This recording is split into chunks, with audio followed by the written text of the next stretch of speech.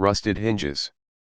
Trees had grown into and out of the walls, the battlements were tumbled down and decayed, and wild creepers hung out of the windows of the towers on the walls in bushy hanging clumps. A great roofless palace crowned a hill, and the marble of the courtyards and the fountains was split, and stained with red and green, and the very cobblestones in the courtyard where the king's elephants used to live had been thrust up and apart by grasses and young trees.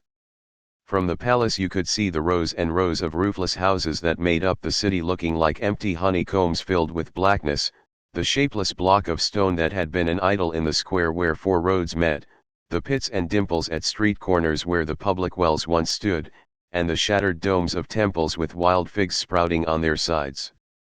The monkeys called the place their city, and pretended to despise the jungle people because they lived in the forest. And yet they never knew what the buildings were made for nor how to use them. They would sit in circles on the hall of the king's council chamber, and scratch for fleas and pretend to be men, or they would run in and out of the roofless houses and collect pieces of plaster and old bricks in a corner, and forget where they had hidden them, and fight and cry in scuffling crowds, and then break off to play up and down the terraces of the king's garden, where they would shake the rose trees and the oranges in sport to see the fruit and flowers fall. They explored all the passages and dark tunnels in the palace and the hundreds of little dark rooms, but they never remembered what they had seen and what they had not, and so drifted about in ones and twos or crowds telling each other that they were doing as men did. They drank at the tanks and made the water all muddy, and then they fought over it, and then they would all rush together in mobs and shout, "There is no one in the jungle so wise and good and clever and strong and gentle as the Bandar Log." Then all would begin again till they grew tired of the city and went back to the tree tops, hoping the jungle people would notice them.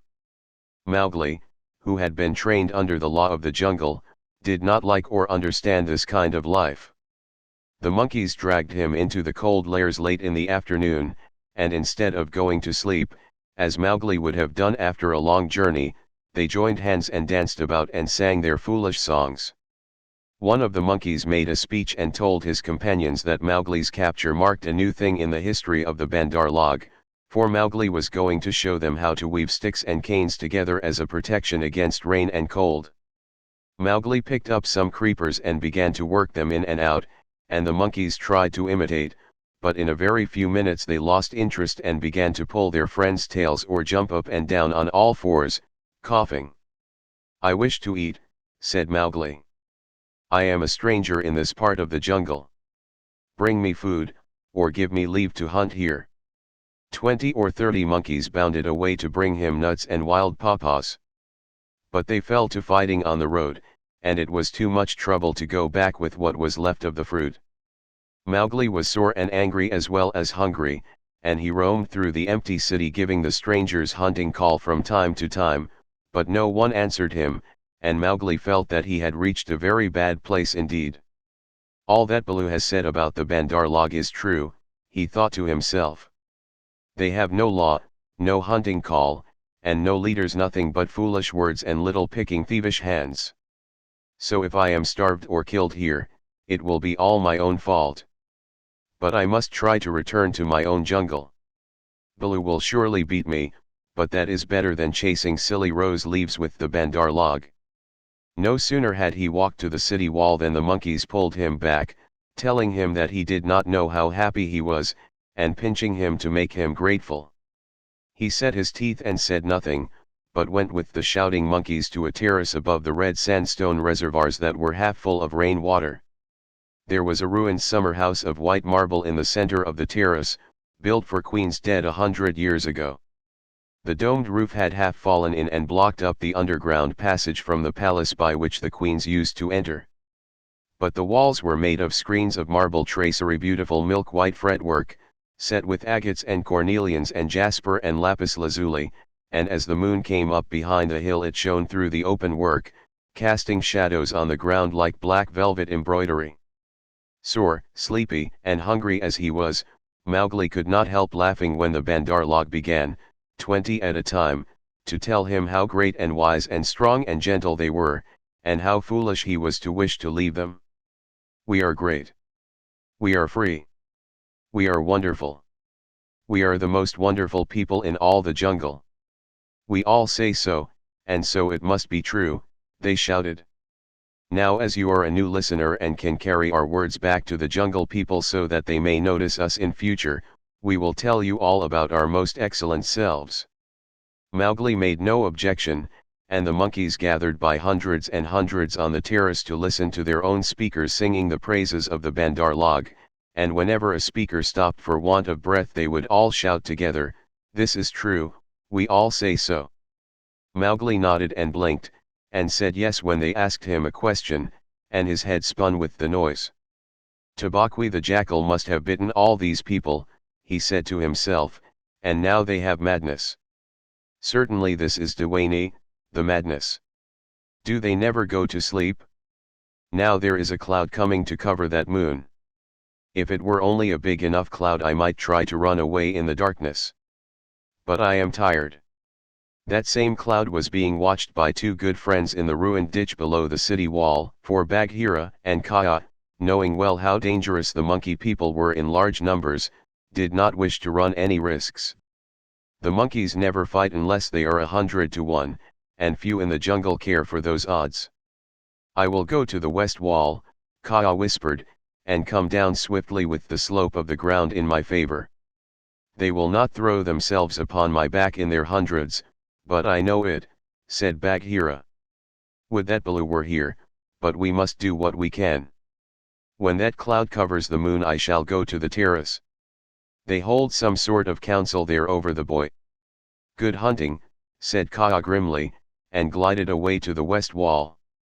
That happened to be the least ruined of any, and the big snake was delayed a while before he could find a way up the stones. The cloud hid the moon, and as Mowgli wondered what would come next he heard Bagheera's light feet on the terrace. The Black Panther had raced up the slope almost without a sound and was striking. He knew better than to waste time in biting right and left among the monkeys, who were seated round Mowgli in circles 50 and 60 deep. There was a howl of fright and rage, and then as Bagheera tripped on the rolling kicking bodies beneath him, a monkey shouted, "There is only one here. Kill him! Kill!" A scuffling mass of monkeys, biting, scratching, tearing, and pulling, closed over Bagheera, while 5 or 6 laid hold of Mowgli, dragged him up the wall of the summer house and pushed him through the hole of the broken dome. A man-trained boy would have been badly bruised, for the fall was a good 15 feet, but Mowgli fell as Baloo had taught him to fall, and landed on his feet. "Stay there," shouted the monkeys, "till we have killed thy friends, and later we will play with thee if the poison people leave thee alive." "We be of one blood, Ya and I," said Mowgli, quickly giving the snake's call. He could hear rustling and hissing in the rubbish all round him and gave the call a second time, to make sure. "Even so." "Down hoods all," said half a dozen low voices. Every ruin in India becomes sooner or later a dwelling place of snakes, and the old summer house was alive with cobras. "Stand still, little brother, for thy feet may do us harm." Mowgli stood as quietly as he could, peering through the open work and listening to the furious din of the fight round the Black Panther, the yells and chatterings and scufflings, and Bagheera's deep, hoarse cough as he backed and bucked and twisted and plunged under the heaps of his enemies. For the first time since he was born, Bagheera was fighting for his life. Baloo must be at hand. Bagheera would not have come alone, Mowgli thought. And then he called aloud, "To the tank, Bagheera. Roll to the water tanks. Roll and plunge. Get to the water." Bagheera heard, and the cry that told him Mowgli was safe gave him new courage. He worked his way desperately, inch by inch, straight for the reservoirs, halting in silence. Then from the ruined wall nearest the jungle rose up the rumbling war shout of Baloo. The old bear had done his best, but he could not come before. "Bagheera," he shouted, "I am here. I climb. I haste. Ahuwara. The stones slip under my feet. Wait my coming, O most infamous Bandar Log." He panted up the terrace only to disappear to the head in a wave of monkeys, but he threw himself squarely on his haunches, and, spreading out his forepaws, hugged as many as he could hold, and then began to hit with a regular bat bat bat, like the flipping strokes of a paddle wheel. A crash and a splash told Mowgli that Bagheera had fought his way to the tank where the monkeys could not follow. The panther lay gasping for breath, his head just out of the water, while the monkeys stood 3 deep on the red steps, dancing up and down with rage, ready to spring upon him from all sides if he came out to help Baloo. It was then that Bagheera lifted up his dripping chin, and in despair gave the snake's call for protection. We be of one blood, yeah, and I, for he believed that Kaya had turned tail at the last minute. Even Baloo, half smothered under the monkeys on the edge of the terrace, could not help chuckling as he heard the Black Panther asking for help. Kaya had only just worked his way over the west wall, landing with a wrench that dislodged a coping stone into the ditch. He had no intention of losing any advantage of the ground, and coiled and uncoiled himself once or twice, to be sure that every foot of his long body was in working order. All that while the fight with Baloo went on, and the monkeys yelled in the tank round Bagheera, and Mang the Bat, flying to and fro, carried the news of the great battle over the jungle, till even Hathi the wild elephant trumpeted, and, far away, scattered bands of the monkey folk woke and came leaping along the tree roads to help their comrades in the cold lairs, and the noise of the fight roused all the day birds for miles round. Then Kaya came straight, quickly, and anxious to kill. The fighting strength of a python is in the driving blow of his head backed by all the strength and weight of his body. If you can imagine a lance, or a battering ram, or a hammer weighing nearly half a ton driven by a cool, quiet mind living in the handle of it, you can roughly imagine what Kaya was like when he fought. A python 4 or 5 feet long can knock a man down if he hits him fairly in the chest, and Kaya was 30 feet long, as you know. His first stroke was delivered into the heart of the crowd round Baloo. It was sent home with shut mouth in silence, and there was no need of a second. The monkeys scattered with cries of Kaya. It is Kaya! Run! Run! Generations of monkeys had been scared into good behavior by the stories their elders told them of Kaya, the night thief, who could slip along the branches as quietly as moss grows, and steal away the strongest monkey that ever lived, of old Kaya, who could make himself look so like a dead branch or a rotten stump that the wisest were deceived, till the branch caught them. Kaya was everything that the monkeys feared in the jungle, for none of them knew the limits of his power, none of them could look him in the face, and none had ever come alive out of his hug. And so they ran, stammering with terror, to the walls and the roofs of the houses, and Baloo drew a deep breath of relief. His fur was much thicker than Bagheera's, but he had suffered sorely in the fight. Then Kaya opened his mouth for the first time and spoke one long hissing word, and the faraway monkeys, hurrying to the defense of the cold lairs, stayed where they were, cowering, till the loaded branches bent and crackled under them.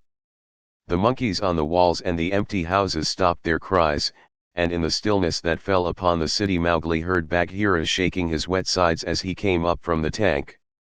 Then the clamor broke out again. The monkeys leaped higher up the walls. They clung around the necks of the big stone idols and shrieked as they skipped along the battlements, while Mowgli, dancing in the summer house, put his eye to the screen work and hooted owl-fashion between his front teeth, to show his derision and contempt. "Get the man-cub out of that trap, I can do no more," Bagheera gasped. "Let us take the man-cub and go. They may attack again. They will not move till I order them. Stay you so." Kaya hissed, and the city was silent once more. "I could not come before, brother, but I think I heard thee call." This was to Bagheera. I may have cried out in the battle," Bagheera answered. "Baloo, art thou hurt?" "I am not sure that they did not pull me into 100 little bearlings," said Baloo, gravely shaking one leg after the other. "Wow! I am sore. Kaya, we owe thee, I think, our lives." Bagheera and I. "No matter. Where is the manling?" "Here, in a trap." "I cannot climb out," cried Mowgli. The curve of the broken dome was above his head. "Take him away. He dances like Mao the peacock. He will crush our young, said the cobras inside. Ha, said Kaa with a chuckle,